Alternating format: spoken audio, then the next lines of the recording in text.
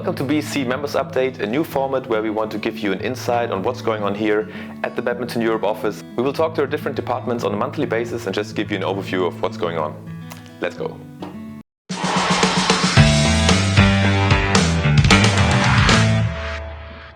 We're now here with General Secretary Brian Agerbak. Brian, thanks for your time today.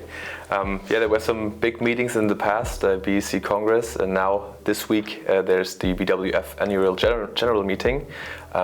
You're going, representing Badminton Europe. What are you expecting from this meeting?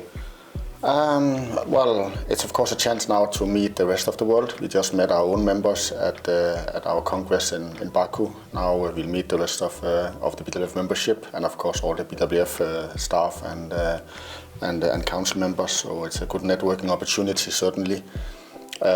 Besides that, I think the big topic here is probably the change of the vetting procedures for BWF council members. Besides that, there's an interesting proposal on the agenda from Spain, which is about the election of BWF council members, if that should happen from the Continental Confederation annual meetings or from the BWF annual meeting. I think those are interesting topics, or let's say decision points for the meeting this weekend.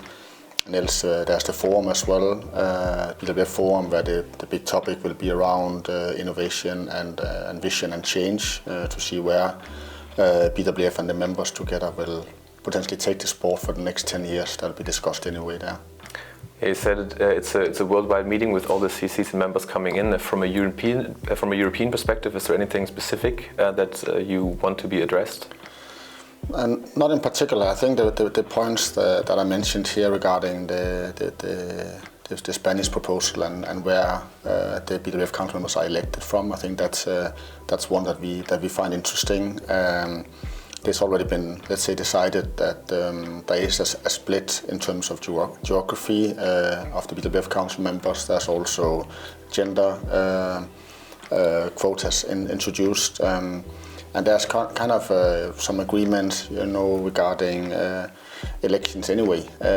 So we feel that the Spanish proposal makes sense, as this allows, for instance, for the European members to decide which European people will be representing us at the BWF Council, where now it's a little bit up to the rest of the world as well to decide.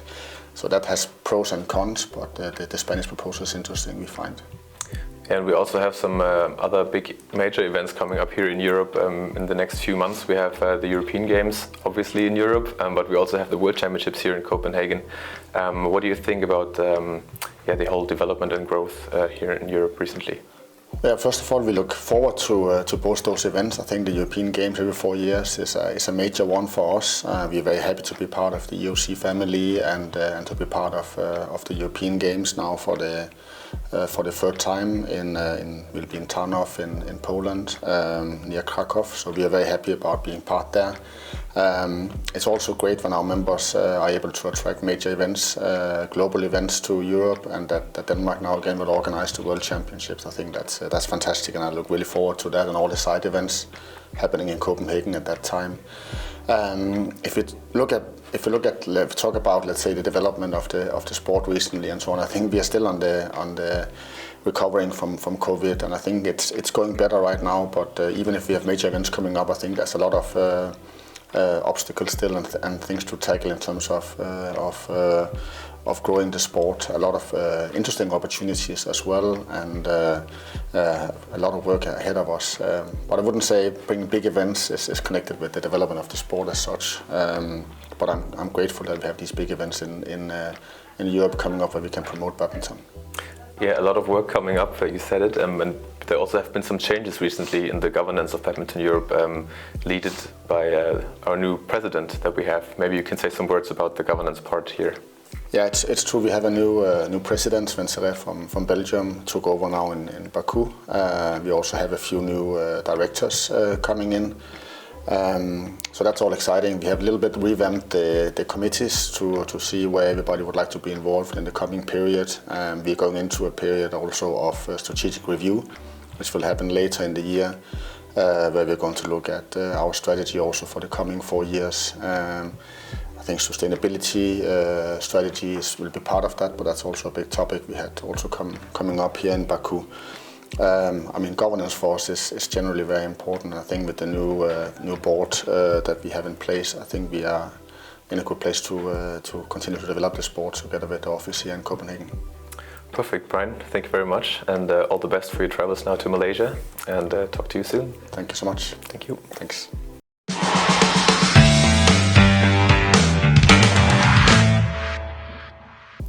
Now we're here with Events Manager Tamara Geeraerts. Tamara, thanks for your time. No problem. There's also some big changes to the events development and especially the team. A lot was going on.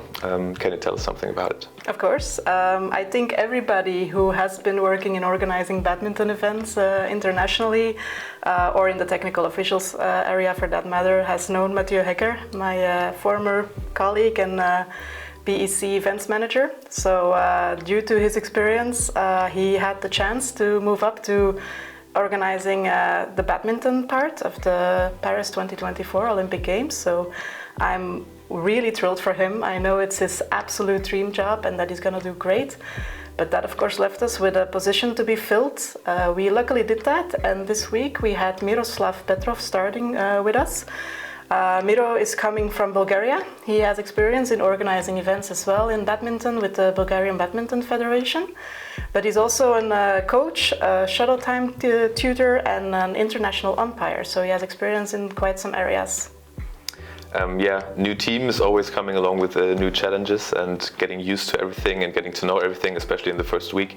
Can you tell us something about Miro's new job and the profile and what are his first tasks here at Badminton Europe? Well, he will be doing the exact same job as Mathieu was doing before. So he will be responsible for the junior and under 17 circuits in managing that one, but also the technical officials area.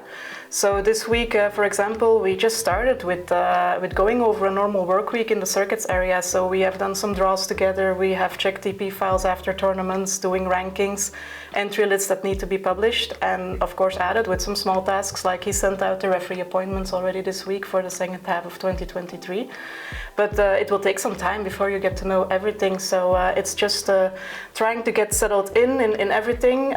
Also on the side, because he just moved from Bulgaria to Denmark. That's not an easy thing to do. We've been there before, but it comes with some paperwork that needs to be filled in, with some things that he needs to learn and get used to. So it's all about settling in right now. Yeah, it's definitely a lot to learn when you come to Denmark and also come to the new organization. So we wish Miro all the best for his new job here in the team. And for you and Tim, there will be many events to be organized this summer. What is your main focus right now, and what are you looking forward to? Well, we have the three events coming up now. In the next couple of months, we start with European Club Championships in Oviedo in Spain in June, immediately followed by the European Games in Poland.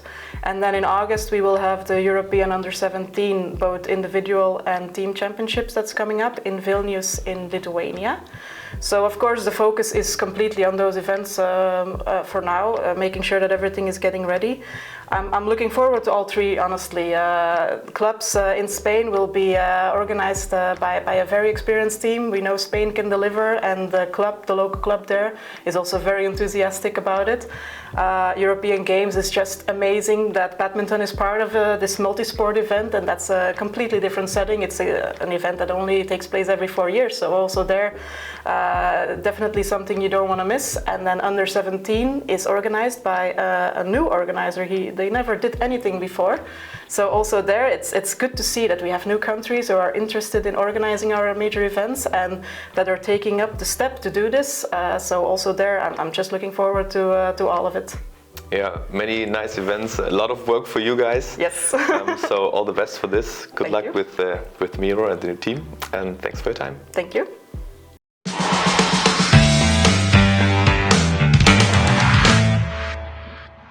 Okay, we're now here with Development and High Performance Senior Manager Jacob Oehlenschlaeger. Jacob, thanks for your time. You're welcome. There have been some changes in the development department on the staff level. Can you tell us something about this? Yes, it's right that we had a person who left her position in the development team, it means that we still have 3 persons working hard in the development team at the moment, have a lot of projects going on. So we are pretty busy at the moment because we try to pick up all the tasks and keep on the high activity level as we normally have. Can you already tell us something about, is there somebody coming in for this position, or is this position going to be left open for a while, or what's the plan on this? No, we are looking, we have somebody in the pipeline for coming in here, so we get back to full power, so we'll be 4 persons in the development team. So yes, we are very much looking forward to this. It takes probably a bit of time, but there is a plan in place, and yes, we're looking forward to be back to full power. Yes, and even if the team is a little short-handed right now, the projects don't stop and the work doesn't stop. There are no breaks. Can you give us some insights on what are the most important things right now and what you and your team are focusing on? Yes, at the moment we actually have a lot of activities being delivered. That means we have a lot of coaching education stuff. So we have some coaching education courses, some tutor education courses that's being delivered.